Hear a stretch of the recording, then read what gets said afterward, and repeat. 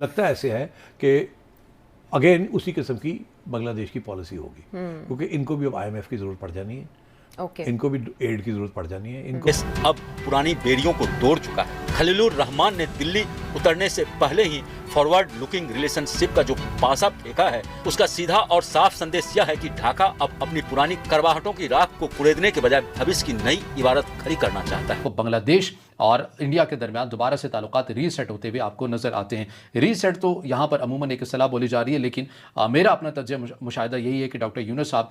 के टेंड्योर में बुरी सेटअप में जो तासुर दिया गया वैसा कुछ था नहीं है। सारे लोगों का कहना यह है कि ये जो गवर्नमेंट है ये बड़ी कमजोर है और डर के आके बैठ गए हैं, मतलब वो इंडिया के अंदर दुबई ने पैसे मांग लिए हैं जो हमारे पास रखवाए हुए थे, सऊदी अरब पैसे मांग रहा है हमसे, चाइना ने पैसे मांग लिए हैं। हमारी खारजा पॉलिसी खुलकर सामने आ गई कि हमारी पॉलिसी क्या है। और जहां पर जंग हो रही है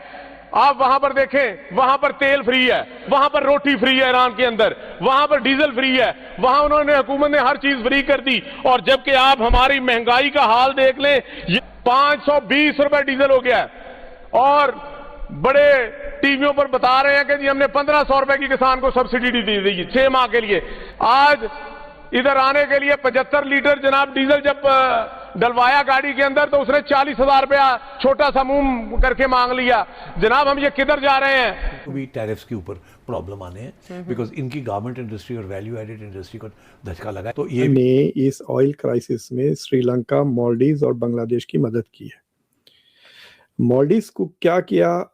that I could not find कि बांग्लादेश के वज़ीर ख़ारजा इंतहाई अहमियत का हामिल विज़िट, अपना सबसे पहला जो विज़िट है वो इंडिया में करने जा रहे हैं, जहां मज़ीद वाज़ेह हो जाएगी कि बांग्लादेश का जो नया सेटअप है, जिसे अमूमी तौर के ऊपर शेख हसीना बाजी 2.0 भी कहा जा रहा है।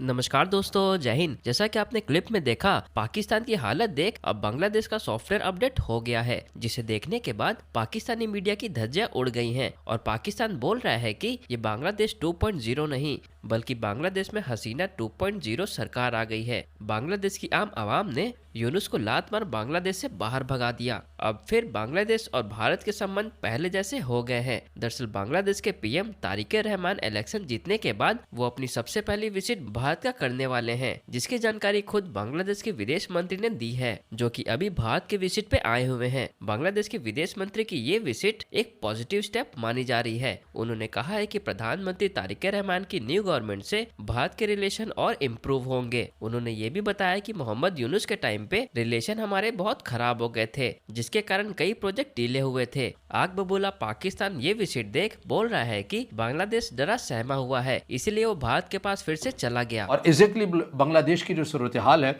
ये इसके ऊपर सही तरह से सादिर आती है, क्योंकि जब शेख हसीना वाजिद का इक़्तिदार का खात्मा हुआ और ख़ुद बांग्लादेश की आवाम ने, उनके जवानों ने किया, तो उसके बाद पाकिस्तान के अंदर ये तासुर ज़रूर मौजूद था कि अब पाकिस्तान और बांग्लादेश के जो ताल्लुकात हैं ये मस्बत हो जाएंगे, क्योंकि बांग्लादेश की अपनी जो आवाम है वो अपनी खारजा पॉलिसी से कुछ ख़ास खुश नहीं है, क्योंकि हमारा बहुत सा जो झुकाव है वो इंडियन साइड के ऊपर हो गया है और पूरी वहाँ से डिक्टेशन हमें मिलती है कि कहाँ पर आपने किसके साथ मुआहदा करना है, किसके साथ नहीं करना है, किसके साथ ताल्लुकात बेहतर करने हैं और किसके साथ नहीं करने। तो फिर एक अबूरी सेटअप आया। अबूरी सेटअप के बाद लोगों को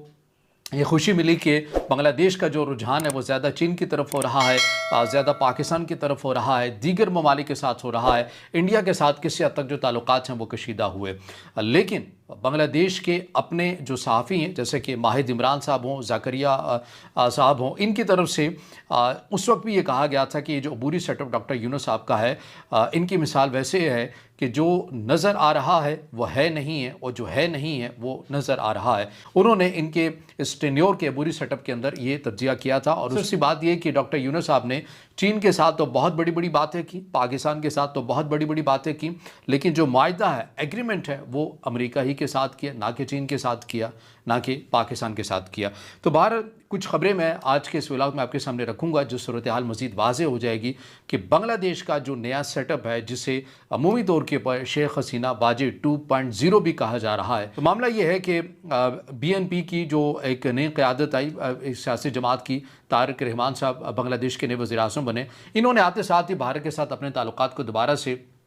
रीसेट करने के लिए और एतमाद को बहाल करने के लिए कोशिशें जो हैं वो अपनी तेज़ की। पहला इकदाम क्या किया, 1 से 3 मार्च 2026 को खबर सामने आई कि बांग्लादेश की जो खुफिया एजेंसी के सरबराह हैं उन्होंने बड़ी खामोशी के साथ भारत का विजिट किया है। और किन से मुलाकातें की हैं, भारत की खुफिया एजेंसी के जो सरबराह हैं उनके साथ मुलाकात की, मिलिट्री इंटेलिजेंस के जो हेड हैं उनके साथ मुलाकात की, और भारत के कौमी सलामती के मुशीर अजीत डोभाल के साथ उन्होंने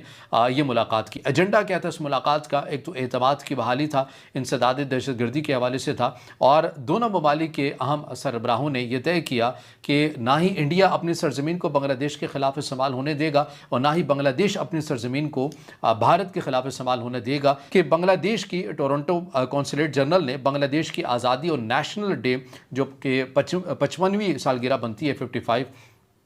इस मौका के ऊपर तकरीब का इनेकाद किया गया टोरंटो में, और वहाँ पर जो चीफ ऑफ गेस्ट बुलाया गया वो भारतीय हुकाम को बुलाया गया। और इस मुलाकात और इस तकरीब के अंदर भारत को खुसूसी तौर के ऊपर मेहमान खुसूसी चीफ ऑफ गेस्ट बुलाकर ये तासुर दिया गया कि बांग्लादेश जो है या BNP की जो क़यादत है वो भारत के साथ अपने ताल्लुकात को मज़ीद मजबूत करना चाहती है। और अब जो सबसे बड़ी खबर ये सामने आ रही है, कल यानी कि 7 अप्रैल को, आज चूँकि 6 अप्रैल है, कल यानी कि 7 अप्रैल है, 7 से 8 अप्रैल की खबर सामने आ रही है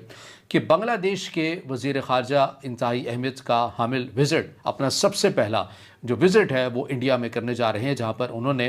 भारत के वज़ीर ख़ारजा जयशंकर के साथ मुलाकात करनी है और कौमी सलामती के मुशीर अजीत डोभाल के साथ भी मुलाकात करनी है। इसका जो एजेंडा है, ज़ेर बहस अहम अमूर मुमकिन तौर पर क्या आ सकते हैं, उनकी किसी हद तक जो तफसीलात आई हैं वो मैं आपके सामने रख देता हूँ कि सिक्योरिटी और इंसदाद दहशतगर्दी का ताउन होगा, टूरिस्ट वीज़ा सर्विसेज की बहाली जो 2024 में मुअत्तल हो गई थी, गंगा वाटर ट्रीटी की तजदीद होगी, एनर्जी ताउन और कनेक्टिविटी पर बात की जाएगी,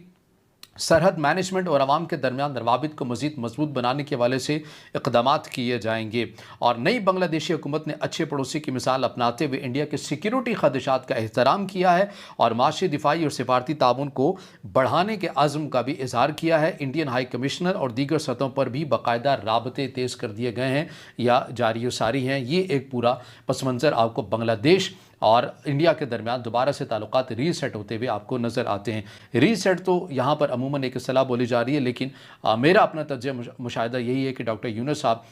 के टेन्योर में अबूरी सेटअप में जो तासुर दिया गया वैसा कुछ था नहीं है। और ये भी आपको मालूम है कि किसी भी मुल्क के अंदर कोई नया सेटअप या नई हुकूमत आती है और उनके ऑफिशियल अगर किसी तरह पर ये प्रायोरिटीज़ होती है, इसी तरह जब बांग्लादेश की BNP नया सेटअप अगर उनके वज़ीर ख़ारजा अपना पहला सरकारी सतह का दौरा भारत में कर रहे हैं तो इससे आपको BNP हुकूमत की जो खारजा पॉलिसी है उसकी डायरेक्शन, उसकी समत आपको मज़ीद वाज़ेह होती हुई नज़र आ रही है। अब मेडिकल इंडस्ट्री को ले लेते हैं, फार्मास्यूटिकल इंडस्ट्री को ले लेते हैं, हमारा सारा का सारा जो दारो मदार है वो इंडिया के ऊपर है। हमारे लोग ये फ़ख्र महसूस करते हैं कि वो अपने डॉक्टर्स को छोड़कर इंडिया में जाएँ, वहाँ पर वो समझते हैं कि इलाज और मुआलजा जो है वो ठीक होता है और उनकी जो अद्वियात हैं वो सस्ती पड़ती हैं। लेकिन बांग्लादेश के जो अपने डॉक्टर्स हैं उनके ऊपर बांग्लादेश की अवाम उस हद तक एतमाद नहीं करती है। और ख़ुद माहिद इमरान साहब के मुताबिक ये भी उन्होंने कहा कि बांग्लादेश के अंदर जो स्पेशलिस्ट भी बैठे हुए हैं वो भी बाज़ औक़ात अपने मरीज़ों को कह देते हैं कि मेहरबानी करें आप इंडिया ही चले जाएं, वहाँ पर जाकर आपका दुरुस्त इलाज है ये होगा। बेसिकली आपको एक बॉन्डिंग सोसाइटी की मैं बता रहा हूँ, वो कहते हैं कि इस हद तक हमारा जो निज़ाम है वो इंडिया के ऊपर इन्हिसार कर रहा है। ये तो एक मैंने उसको बताया वो मतलब उनके तज्ज़िये के मुताबिक कि अगर आप रोज़ाना की हिसाब से एक मोहतात अंदाजे के मुताबिक भी देखें तो तकरीबन 60,000 के करीब मरीज़ जो हैं वो इंडिया जाते हैं और फिर इलाज मुआलजे की गर्ज से जो हैं ये वापस आते हैं। और इसी तरह मार्केट जो डोमेस्टिक मार्केट है बांग्लादेश के अंदर में, इसमें आपको बेशतर जो प्रोडक्ट्स हैं ये आपको इंडियन ही मिलती हैं। जब भी ये मुल्कों में क्राइसिस आती है, फॉर एग्जांपल पिछले साल अक्टूबर नवंबर में श्रीलंका में एक बहुत बड़ा वो आया था, टाइफून वगैरह, हरिकेन, तो चाइना से ज़्यादा मदद इंडिया ने की, $450 मिलियन दिए फौरन, इमीडिएटली इंडिया ने मदद की and India help more then